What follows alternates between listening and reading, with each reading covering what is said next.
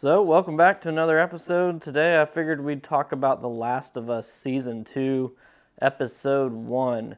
Because I will be watching the show. I know this channel is mainly focused around video games, but this adaptation of The Last of Us is one of my favorite TV shows, and The Last of Us as a whole is one of my favorite game series of all time.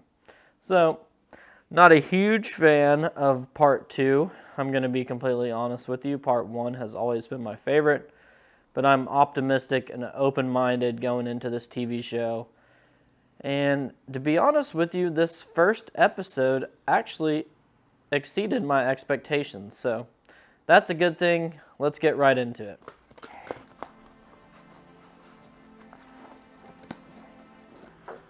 I've got one arm, and I'm knocking over my lighting equipment with my big ass. So before we get into today's episode, I want to address obviously the sling on my arm. I did break a bone in my elbow, so I'm out of work right now, and that's why I'm wearing the sling in the video. I'm doing good though. I'm about a week into it, going to get x-rays 2 days from now for the second time. I don't have to get surgery, so that's a good thing, but it does kind of suck. I was not thinking about making videos during this time, but I'm like, hey, the world is still rotating, bills still have to be paid, things still got to get done, so I'm still going to make videos in that time, or in this time. But yeah, it's given me a lot of time to play some Final Fantasy. I'll just say that much. I beat Rebirth, and now I'm playing Final Fantasy 16. I've played a little bit of 9 as well. So just full on Final Fantasy binge going on during my injury right now, which is the perfect time to play it. But anyways, we're not talking about Final Fantasy today. We're talking about The Last of Us Season 2, Episode 1. Now, it starts off kind of surprisingly, in my opinion, with Abby. Well, I think it initially starts off with a conversation between Joel and Ellie, where it left off in Season 1, does a recap, and then shortly after that, it's right outside the hospital with Abby and the rest of the what remains of the Fireflies out there burying those they lost with Joel's actions at the end of Season 1 in the hospital. So it starts off with Abby, which is kind of shocking to me that they reveal so much about her at this point of the show, being Episode 1. I mean, they are not beating around the bush at all, and they're getting right into it, introducing Abby. Obviously, she is coming after Joel, and it's kind of setting that up in this first episode. Now, what is the girl's name that actually plays? Abby is played by Caitlin Dever. Now, I've heard good things about this girl. She actually was in a screen reading for Abby. I mean, not Abby. Ellie originally. I think she wanted to play Ellie, but no official casting for her for Ellie. Bella Ramsey always kind of had that in the bag, it seems like, after her audition. But they gave Caitlin a call, to play Abby for Season 2. I've heard a lot of good things about her, so I hope she's a good choice. It's a very tough role to play. If anyone's played season or part 2 of The Last of Us, they know why. She's a bit of a divisive character, and as the season goes on, you will discover why. I'm not going to give away any spoilers right now. I'm just going to talk about, I'm a little surprised they started off with Abby, so we'll just start there. I'm going to basically go over my initial impressions first, and then kind of get into things I liked and didn't like about the episode. So, moving on, obviously there's the tension between Joel and Ellie to start this season based off the decisions Joel made at the end of last season.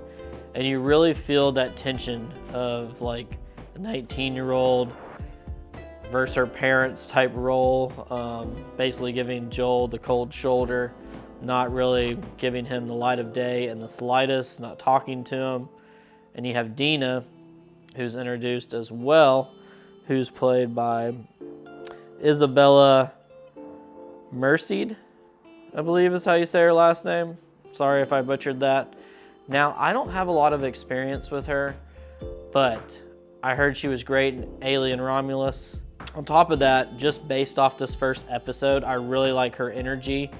I really like her presence, and Dina was not one of my favorite characters in the game, so I'm impressed with their ability to make her a likable character even from this first episode.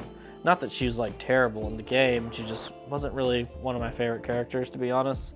But I think Isabella is actually going to steal the show for season 2. I'm going to say that on episode 1. I think she's going to stand out even more than Bella Ramsey and Pedro Pascal. I just think she's going to be the star of this season. I think she brings, like I said, a good energy. She's very charismatic, has a great personality, kind of funny too and quirky. So excited to see where they take that character in this season.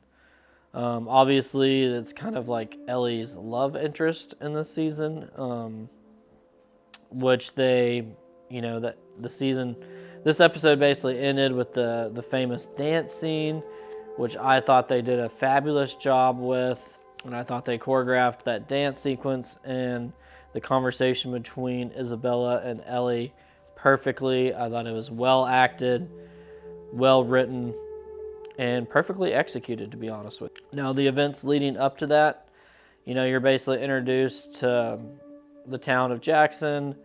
Kind of a new thing they introduced for this particular TV adaptation is Joel in therapy with, I think it's Catherine O'Hare is her name. Let me look real quick. Yeah, Catherine O'Hare, that plays Gail, who's Joel's psychiatrist. Love this role. I thought she absolutely knocked it out of the park. And they're obviously setting up, I think, one of those kind of like spin-off episodes they did with Frank in the first season with Eugene, who we actually found out who is Gail's husband that Joel killed, which she tells him in a therapy session as she's drinking scotch, which is just great, by the way. But basically what I'm getting at is I think they're setting up one of those like spin-off episodes with the backstory of Eugene showing kind of like Joel's side of the story, why he had to apparently kill Eugene. But anyways, Catherine O'Hare, I thought was a great new addition. Really like that kind of aspect where Joel's in therapy for the traumatic experiences he's gone through in season 1. In terms of the town of Jackson, it was kind of rushed, I would say, getting to Jackson. They were basically right there as soon as the season began, instead of like showing the process of Tommy and Joel getting to Jackson and discovering that whole aspect of the game.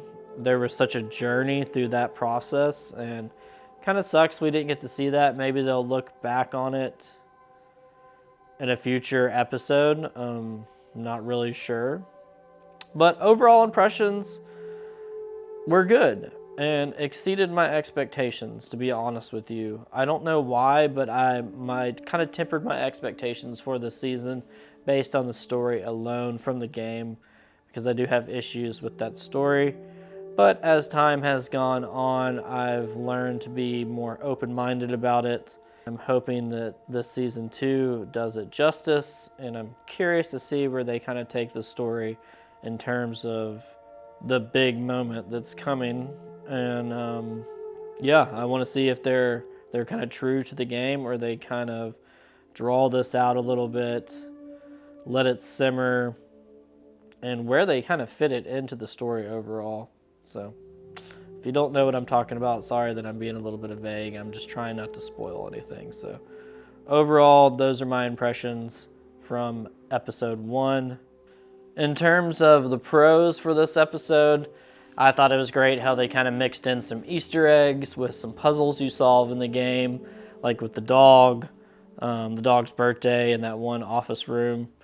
And yeah, just little things like that, and how they just kept some of these essential scenes from the game intact with the show, especially like the dance between Ellie and Dina. I think in terms of pacing, I thought it was decent. I do feel like, well, I won't get into that when I'm talking about the pros, so we'll nip that in the butt for now. More pros, I thought Dina's character was excellent, how they portrayed her, and I think Isabella is going to be the star of this show. I'm very happy with that casting. In terms of like Jesse and some of the other surrounding characters, Tommy, I think they're all going to do a great job too. The writing is just solid as it ever was. And I think between Neil Druckmann, say what you want about him, but I do think he's very talented in terms of writing. And HBO always kind of puts out quality stuff for the most part.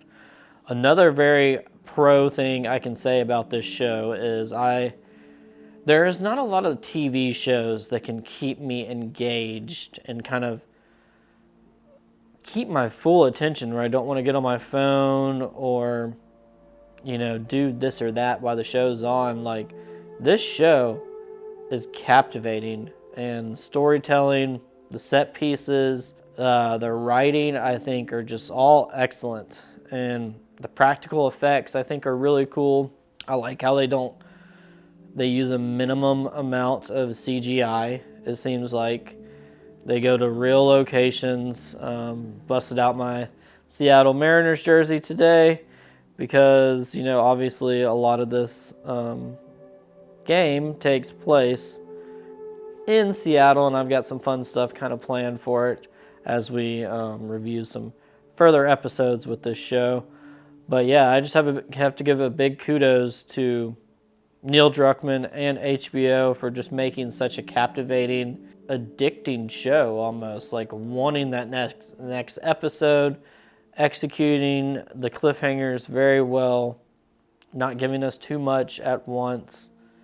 Now we're just going to quickly get into the cons, and then we're going to wrap this puppy up. Now, I think my biggest con would be the introduction of Abby. I don't know. I want to kind of be cautious what I say right here because I don't know which direction they're actually going to take it. But I feel like she was introduced very early, and her intentions were introduced way early too compared to the game where it was like a big reveal. And they let it kind of simmer a little bit until it just boiled, and then poured over and kind of blew up in your face, where it's kind of like they're being very upfront about it. So that's my biggest con. That and the pacing, I would say, of just getting to Jackson so fast and deliberately without any kind of explanation or show the journey of Joel and Tommy. Those are my biggest two gripes, I would say. But outside of that, I really enjoyed it. I would love to hear about your opinion in the comments below. Are you enjoying The Last of Us? Are you watching it at all? Did you play the game, or are you just like a viewer of the show? I'm curious about that as well. So I'd love to hear about it. Stay tuned. We're going to be covering this whole series because I'm watching it. It's one of my favorite games, so I figured, why not? We are not a TV show, movie channel, but things like this I'll definitely cover and have fun with. But I got some other great content coming as well, so if you like this type of content and you're enjoying this video, stick around. And if not, that's cool too. But I will see you in the future, my friends, the near future, with some great content. Until next time, stay blessed, my friends.